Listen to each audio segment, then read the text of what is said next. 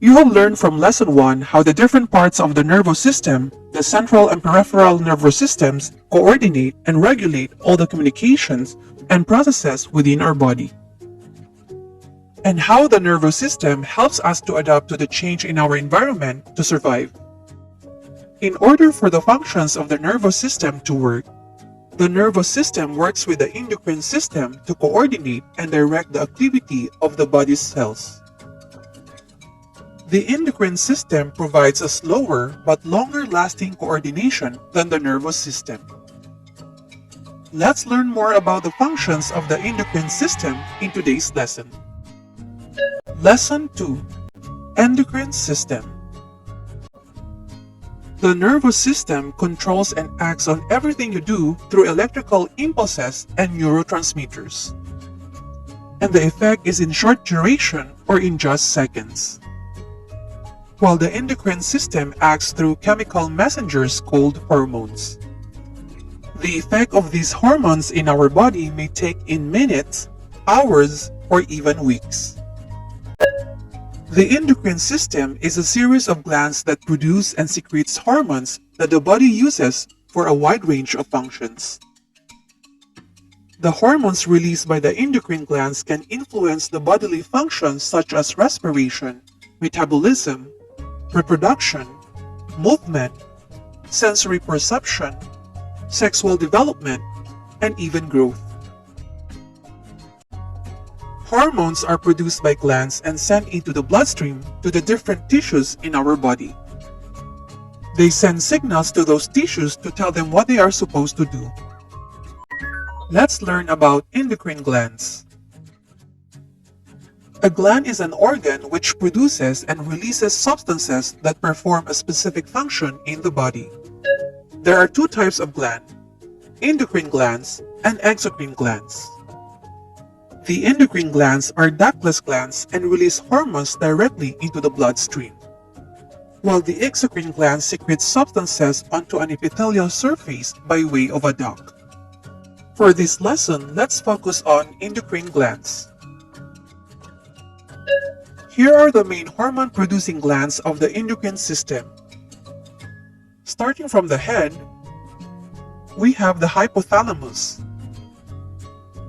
the pituitary gland, or also known as the master gland, and the pineal gland. At the neck area, we have the thyroid gland.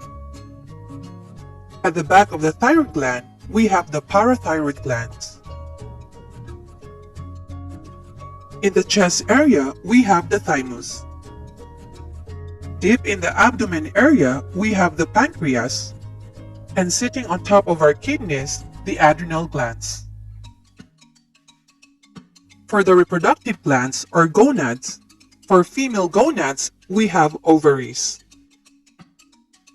And for male gonads, we have testes or testicles. Let's discuss briefly the functions and hormones secreted by each endocrine gland. Hypothalamus. The hypothalamus is a small region of the brain. It is located at the base of the brain near the pituitary gland. The hypothalamus links the nervous and endocrine systems by way of the pituitary gland. The hypothalamus is responsible for body temperature, hunger, moods, and the release of hormones from other glands, and also controls thirst, sleep, and sexual urge. Some of the most important hormones produced in the hypothalamus are the following: corticotropin-releasing hormone, or CRH. CRH is involved in the body's response to both physical and emotional stress. CRH signals the pituitary gland to produce a hormone called adrenocorticotropic hormone, or ACTH. In return, ACTH triggers the production of cortisol, an important stress hormone. Thyrotropin-releasing hormone, or TRH. TRH production stimulates the pituitary gland to produce thyroid-stimulating hormone, or TSH. In return, TSH plays an important role in the function of many body parts such as the heart, gastrointestinal tract, and muscles. Gonadotropin-releasing hormone, or GnRH. GnRH production causes the pituitary gland to produce important reproductive hormones such as follicle-stimulating hormone, or FSH, and luteinizing hormone, or LH. Oxytocin. This hormone controls many important behaviors and emotions, such as sexual arousal, trust, recognition, and maternal behavior. It's also involved in some functions of the reproductive system, such as childbirth and lactation. Vasopressin, also called antidiuretic hormone or ADH. This hormone regulates water levels in the body. When vasopressin is released, it signals the kidneys to absorb water. Somatostatin. Somatostatin works to stop pituitary gland from releasing certain hormones, including growth hormones and thyroid-stimulating hormones. This hormone is an inhibiting hormone, which regulates the function of other glands in the endocrine system. The pituitary gland. The pituitary gland is a small pea-sized gland and referred to as the body's master gland because it controls the activity of most other hormone-secreting glands. For example, the pituitary gland produces prolactin, which acts on the breast to induce milk production. The pituitary gland also secretes hormones that act on the adrenal glands, thyroid gland, ovaries and testes, which in turn produce other hormones. Through secretion of its hormones, the pituitary gland controls metabolism, growth, sexual maturation or development, reproduction, blood pressure, and many other vital physical functions and processes. The pituitary gland makes many hormones such as growth hormone, which stimulates the growth of bone and other body tissues and plays a role in the body's handling of nutrients and minerals. Prolactin, which activates milk production in women who are breastfeeding. Thyrotropin, which stimulates the thyroid gland to make thyroid hormones. Corticotropin, which stimulates the adrenal gland to make certain hormones. Stored by the hypothalamus in the pituitary gland, antidiuretic hormone or vasopressin. This hormone helps control body water balance through its effect on the kidneys. Another stored hormone by the hypothalamus in the pituitary gland, oxytocin, which triggers the contractions of the uterus that happen during labor. The pituitary also secretes endorphins, hormones that act on the nervous system and reduce feelings of pain. The pituitary also secretes luteinizing hormone or LH and follicle-stimulating hormone or FSH, which are called gonadotropins because they stimulate the testes or ovaries to produce sex hormones. These hormones also controls ovulation and menstrual cycle in women. Pineal gland. The pineal gland, or also called the pineal body, is located in the middle of the brain. It secretes the hormone melatonin, a hormone that may help regulate when you sleep at night and when you wake up in the morning.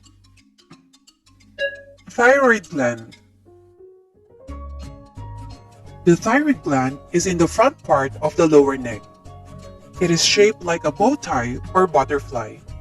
The thyroid gland uses iodine from food to make two thyroid hormones, triiodothyronine or T3 and thyroxine or T4. The thyroid hormones affect every cell and all the organs of the body. They regulate the rate at which calories are burned, affecting weight loss or weight gain.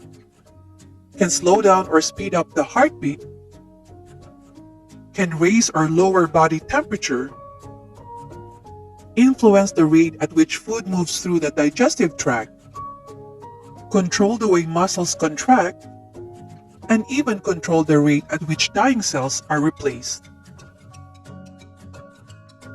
Calcitonin is a hormone that is produced in humans by the C cells of the thyroid gland. Calcitonin is involved in helping to regulate levels of calcium and phosphate in the blood, opposing the action of parathyroid hormone. This means that it acts to reduce calcium levels in the blood. Parathyroids.